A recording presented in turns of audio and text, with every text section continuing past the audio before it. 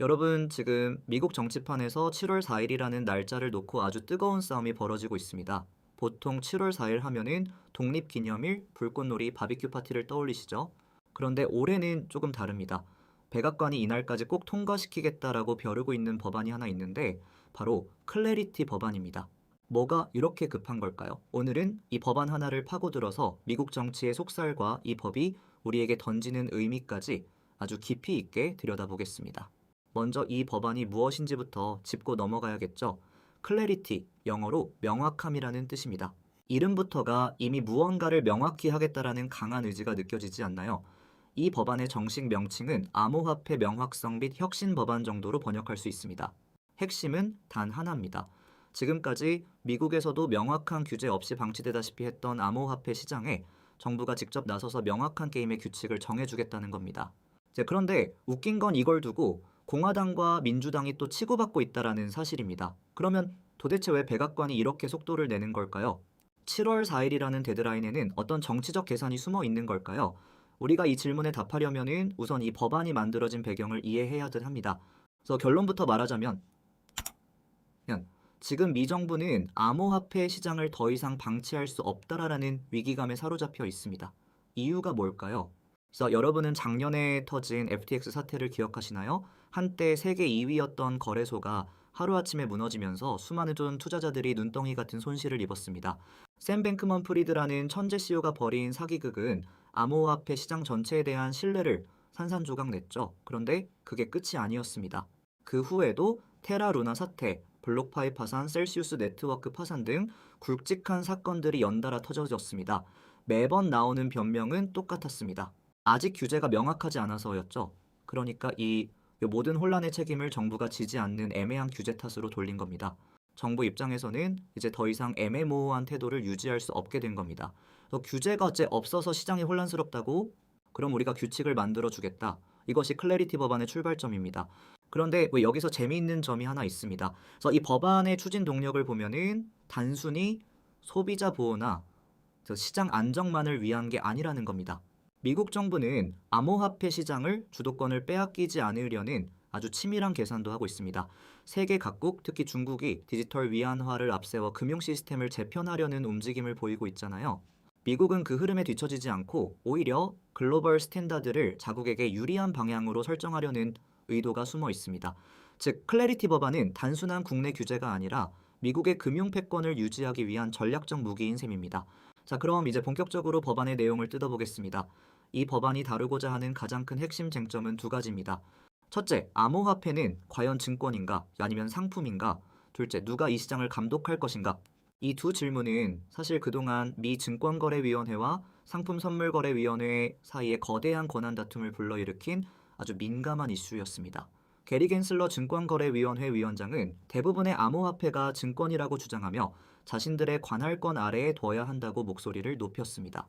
반면에 상품선물거래위원회는 요은 상품으로 분류되는 암호화폐를 자기가 관리해야 한다고 맞서왔죠. 그런데 클래리티 법안의 핵심에는 바로 이 경계를 확실히 그는 내용이 담겨 있습니다. 이 법안이 제안하는 기준은 무엇일까요? 바로 탈중앙화 정도입니다. 법안에 따르면 특정 블록체인 프로젝트가 얼마나 탈중앙화되어 있는지를 평가합니다. 이 기준을 통과하면은 상품으로 분류돼 상품선물거래위원회 사업도의 규제를 받게 됩니다. 반대의 경우, 즉 아직 개발팀이나 특정 단체의 통제를 강하게 받는 경우에는 증권으로 간주해 증권거래위원회가 감독합니다. 이 기준 하나면 앞으로 모든 암호화폐 프로젝트의 운명이 결정되는 셈입니다.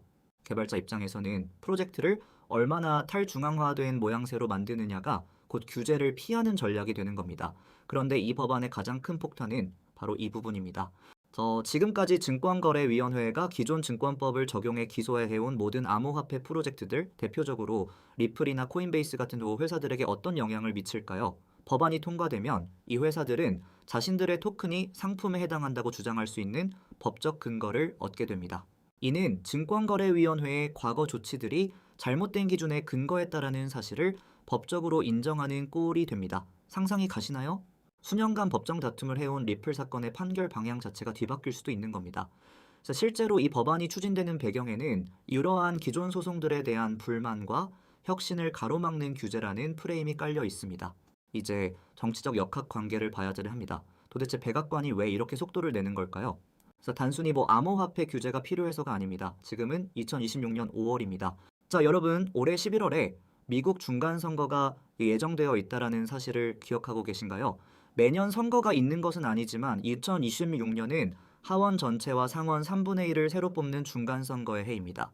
바이든 행정부의 입장에서는 지지율 반등과 의회 장악을 위한 마지막 골든타임인 셈입니다. 그런데 지금 바이든 행정부의 상황이 그리 좋지 않습니다. 그래서 인플레이션은 여전히 시민들의 삶을 압박하고 있고 외교적으로도 중국과의 패권 경쟁이 갈수록 치열해지고 있습니다. 그래서 이런 상황에서 젊은 유권자들의 표심을 잡을 수 있는 확실한 카드가 필요했습니다. 그게 바로 암호화폐 규제 법안입니다. 여러분, 미국의 암호화폐 투자자들은 대부분 20대에서 40대 사이의 젊은 층입니다. 이들은 기성정치의 환멸을 느끼면서도 자산 증식에 대한 욕구가 큰 집단이에요. 이들의 표심은 이번 선거에서 캐스팅 보트가 될 가능성이 큽니다. 백악관이 7월 4일을 데드라인으로 잡은 이유가 여기에 있습니다. 7월 4일 전에 통과시키면 선거철이 본격화되기 전에 암호화폐 규제를 해결한 강력한 성과를 내세울 수 있다는 계산이에요. 하지만 이에 반대하는 세력도 만만치 않습니다. 누가 반대할까요? 가장 큰 반대 세력은 민주당 내의 진보파 의원들과 소비자 보호 단체들입니다. 이들은 클래리티 법안이 오히려 시장을 더 혼란스럽게 만들고 소비자 보호를 약화시킬 것이라고 주장합니다. 특히 진보파의 대표 주자인 엘리자베스 워런 상원의원은 암호화폐를 마약 거래와 테러 자금 조달의 온상이라고 맹비난하며 강력한 규제를 주장해 왔습니다. 그런데 지금 이 법안은 이러한 규제를 오히려 완화하는 방향으로 가고 있으니 이들이 가만히 있을 리가 이제 없습니다. 워런 의원 쪽에서는 이 법안이 사실상 암호화폐 업계의 로비에 굴복한 결과물이라고 주장합니다. 실제로 암호화폐 업계는 지난 몇 년간 엄청난 자금을 쏟아부으며 워싱턴에서 로비 활동을 벌여왔습니다. 2014년부터 2026년 초까지 암호화폐 관련 정치 자금은 전체 로비 자금 중에서도 눈에 띄게 증가한 분야입니다. 공화당의 입장은 좀 더 복잡합니다. 전통적으로 공화당은 작은 정부와 규제 완화를 주장해봤습니다. 그래서 암호화폐 같은 혁신적인 기술은 자유롭게 발전하도록 놔둬야 한다는 쪽에 가깝습니다.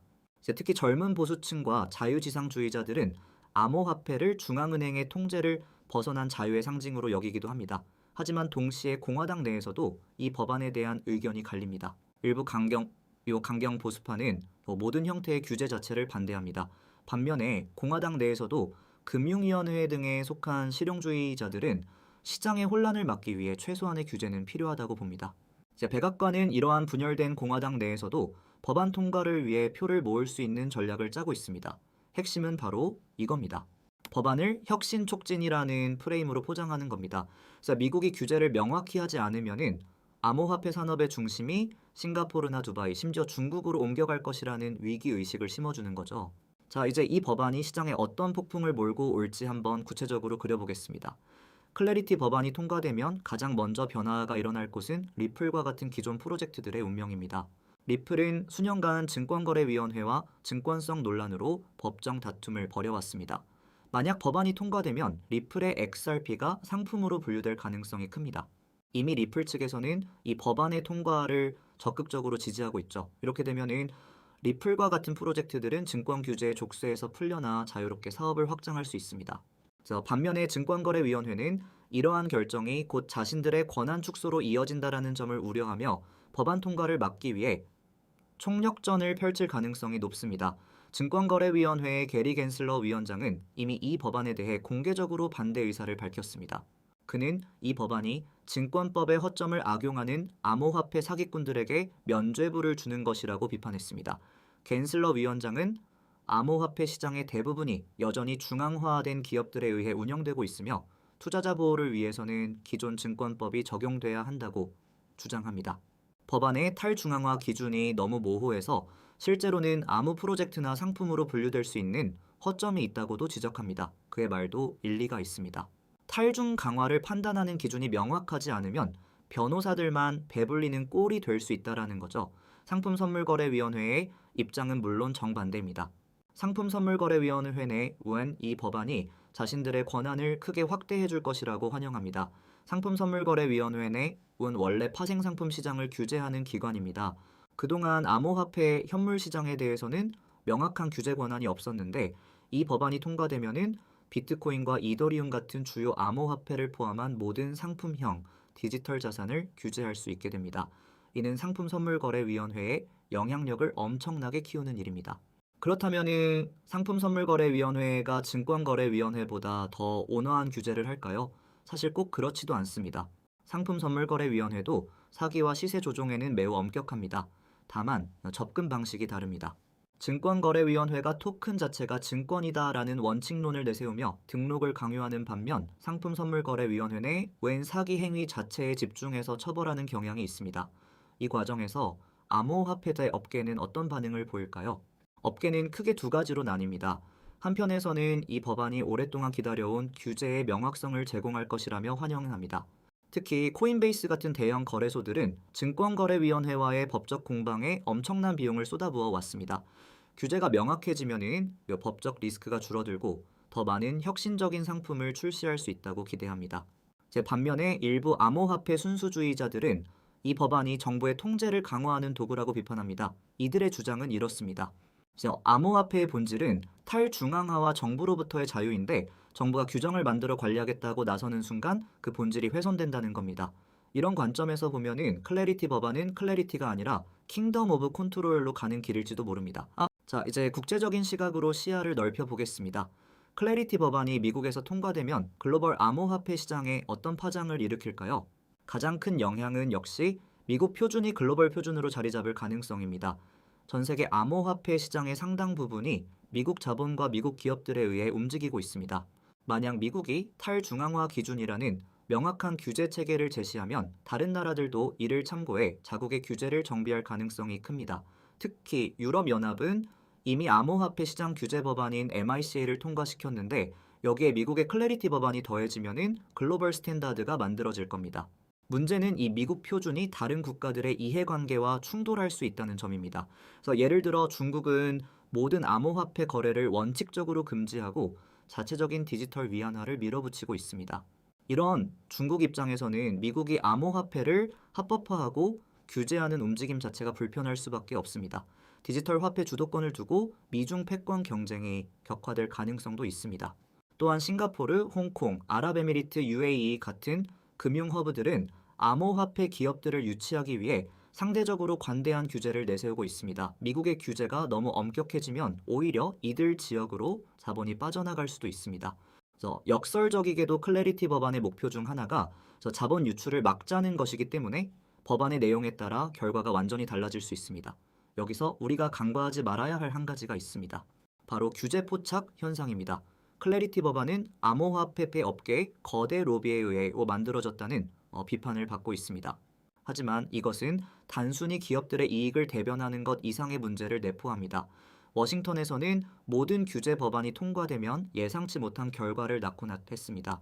예를 들어 2000년대 초반의 엔론 사태 이후 만들어진 사베인스 녹슬리 법안은 회계 투명성을 높이기 위해 만들어졌지만 실제로는 중소기업들의 상장 부담을 가중시켜 대형 회사들만 유리하게 만들었다는 비판을 받았습니다. 마찬가지로 클래리티 법안도 표면적으로는 모든 사람을 위한 명확한 규칙을 내세우지만 실제로는 대형 거래소나 이미 자리 잡은 프로젝트들에게 유리하게 작용할 가능성이 큽니다. 왜냐하면 규제를 준수하는 데 막대한 비용이 들기 때문입니다. 소규모 스타트업들은 법률 자문과 컴플라이언스 비용을 감당하기 이제 어려울 것입니다. 결과적으로 시장의 진입 장벽이 높아지고 대형 기업들만 살아남는 승자 독식 구조가 강화될 수 있습니다. 암호화폐의 본래 정신인 탈중앙화와 민주화는 어디로 가는 걸까요? 이런 측면에서 보면은 클래리티 법안은 혁신을 촉진한다는 명목으로 오히려 혁신을 억누를 수도 있다라는 아이러니를 우리는 직시해야 합니다. 시간이 흘러 2026년 7월 4일이 다가오고 있습니다. 백악관과 의회는 클래리티 법안의 통과를 위해 막바지 속전속결을 벌이고 있습니다. 이 법안이 단순한 규제 개혁을 넘어 글로벌 금융 질서의 판을 바꿀 수도 있는 중대한 분수령이 될 것이라는 건 분명해 보입니다. 역사는 반복됩니다. 새로운 기술이 등장할 때마다 기성 질서는 이를 통제하려 하고 혁신가들은 자유를 외치며 싸워왔습니다. 인터넷의 초창기, 자동차의 등장, 증권 시장의 탄생, 그 모든 순간이 그래왔습니다. 이번 클래리티 법안은 그런 역사적 흐름 속에서 탄생한 또 하나의 규약입니다.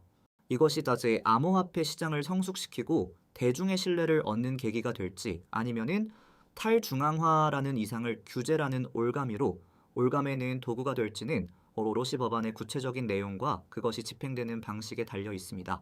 그리고 그 영향력은 단순히 암호화폐 시장을 넘어 우리 일상의 금융 시스템과 개인의 자산 자유에까지 미칠 것입니다. 우리는 지금 역사의 한 장면을 목격하고 있습니다. 축소판이 아닌 전 세계가 주목하는 거대한 실험의 한가운데 서 있는 셈이죠. 규제의 명확성이라는 달콤한 유혹 뒤에 숨은 거대한 흐름을 읽는 안목이 우리에게 필요한 때입니다.